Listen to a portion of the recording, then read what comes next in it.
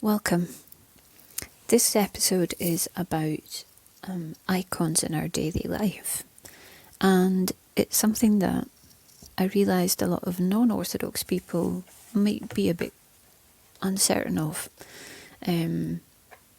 Most people have seen photographs of Orthodox churches full of icons on church walls, and lots of people have seen maybe a traditional illustration with a Russian or Greek house with some icons in a corner and a candle. And thought, what's that about? So today I'm going to talk about domestic icons and how we use them in our daily life.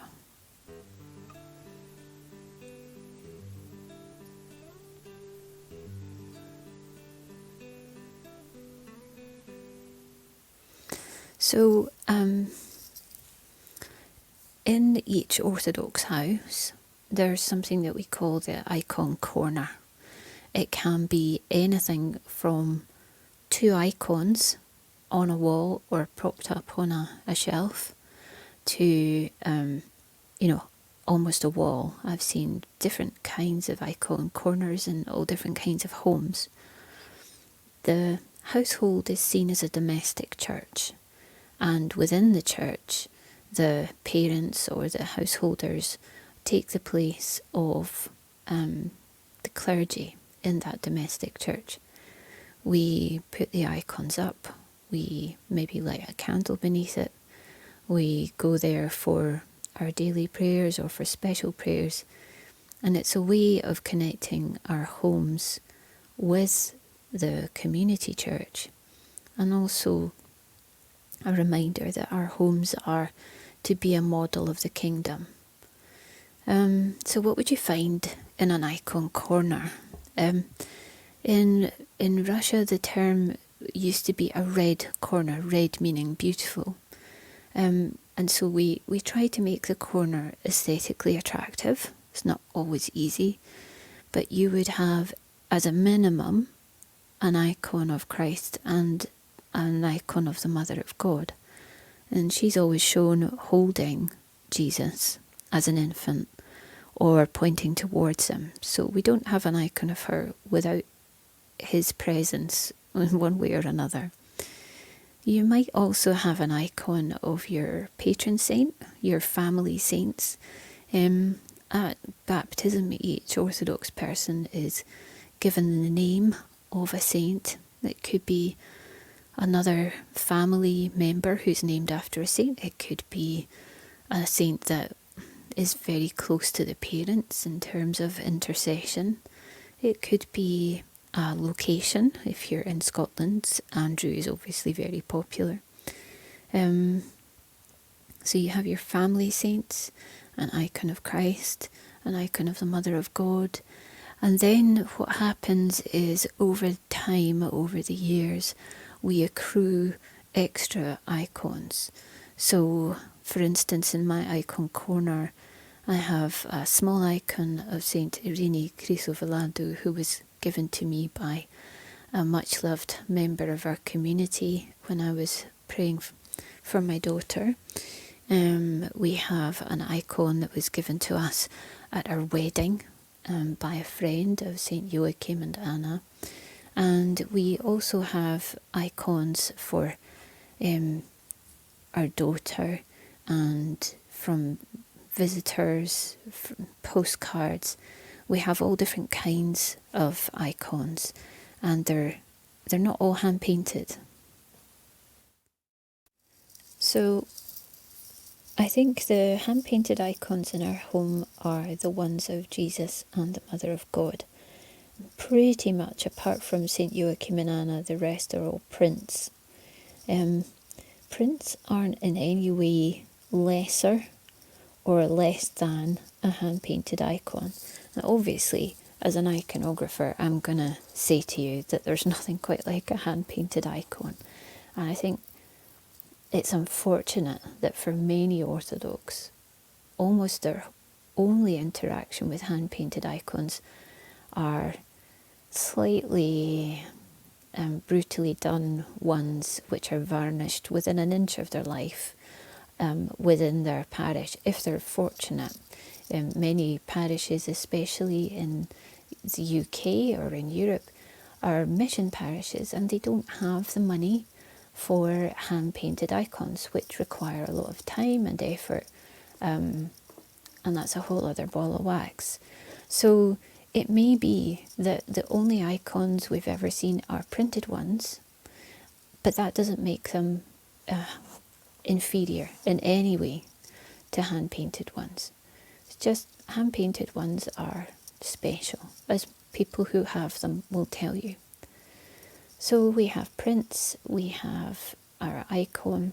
Ideally, you would have a cross of some kind. We have a wooden one which we bought on holiday in Greece. I think we got it in the monastery of Koroni when we toured the Peloponnese. We have candles. You can either use candles like tea lights, or traditionally you would use olive oil. And on the olive oil you have a floating cork place to put a wick in. In Greece it's common to use little flowers which are perfectly designed for these wicks. And I remember people coming home from Greece with bags of them dried out. I've always used the wax ones, unfortunately. You might have a little censer, a handheld one with charcoal and a few grains of incense from the church or from a monastery that you visit. You'd also have your prayer books. So you might have a Bible. I like the Orthodox Study Bible. You might have a book of hours. You will have your normal prayer book. Good prayers to say in the corner are Compline or evening prayers. It's a good place to have intercessions if a family member needs help, whether that's physical help or spiritual comfort. If we're worried about someone, if somebody's having a baby, we go to our corner. So in our icon corner, I have the Gospel, we have a prayer book, we have a Triodion for Lent, and I have a small book. Two small books. One is a book of hours, which we can say throughout the day. And that's a very traditional practice, both in the East and West. And also an Akathist of Thanksgiving, which I think I'm going to send out to Patreons because it's so beautiful and it gives me great comfort. So that's our icon corner. And traditionally what I would do is get up in the morning and light our candles. And even if I don't have time for much, I'll say that Our Father. You know, the publican was saved by a single word, so we don't have to make our prayers long and tiring and troublesome. So be guided by your priest, by your spiritual father, but remember God is always present, not just in your icon corner. And I know for parents of young children it can be tricky, like you're herding cats, trying to keep them attentive. Don't make prayer something that they dread, please. So, where else would you have icons in your house? Most Orthodox people would have an icon in their bedroom. We have icons also in our hallways. It's a good place for families if you have mobile children or younger children. Hallways are also good because it's the last place you look before you leave the house or when you come home safely, having been out. So it's lovely to have an icon near your door or in your hallway, just to remind you that you can say, look after me, or thanks for looking after me. Children's bedrooms, they should have an icon, ideally one of Jesus and one of their patron saint, so that they get to know and rely on Jesus as someone who's relevant to them. Most parents of teenagers will tell you that's an ongoing issue. But if they have icons in their room, then again, it's that reminder that church is no different from home. You know, it ties the two places together and unites all of our sort of living space, if you like, in a place of worship and thanksgiving. Where else would I have an icon? I have a small icon in my car. I've seen some with kind of festooned with icons and crosses, and that's fine. That's absolutely fine if it suits you and your family. There's no problem with that. As long as they don't become just background noise. An icon is always it's not a window. I know that lots of people use that expression. It's a window into the heavens. It's not really. It's a door to reality. So by all means, have icons in your cars, have icons in your hallways. Obviously, don't put icons in your bathroom. That's just, apart from the damage it'll do to the print, that's not a very appropriate place. Where would I not have an icon? Somebody has asked, where would you not put an icon? I would not have an icon on a coffee mug, on a telephone case, on a pin or a badge. I think possibly a badge isn't too bad, but I've seen icons being printed on Amazon onto underwear and towels and throws and cushions and things.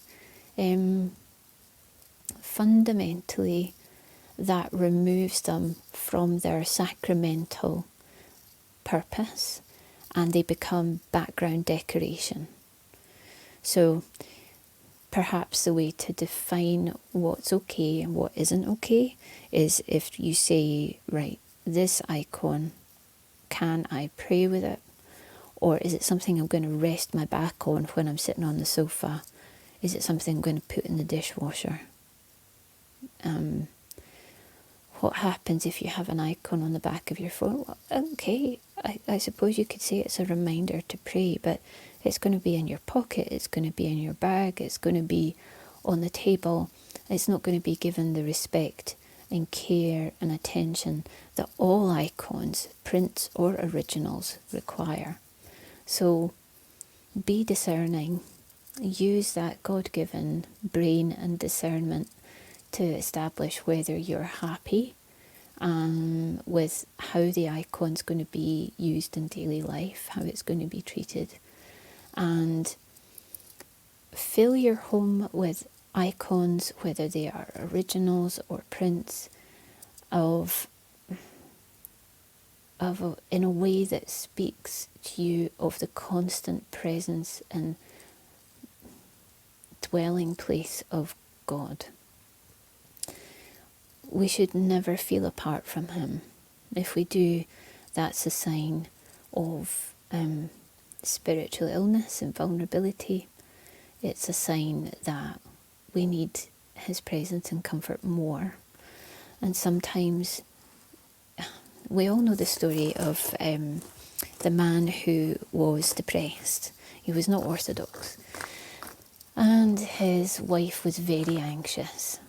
Nothing seemed to be helping. And we all know, who have been touched by and lived with depression, how absolutely numbing and draining and painful that illness is. It's a genuine illness and sickness. So a priest that the wife knew said, here is a book with icons. Open it to this page and put it on your husband's desk and have him sit in front of it. Don't do anything. And the icons, I think it was a famous one from Sinai of the icon of Christ, which is one of my favourites. And the husband sat and looked at it. Why do you want me to sit and look at this icon? I'm not Christian. I don't believe in them. And she said, please, just for me, just sit at the table.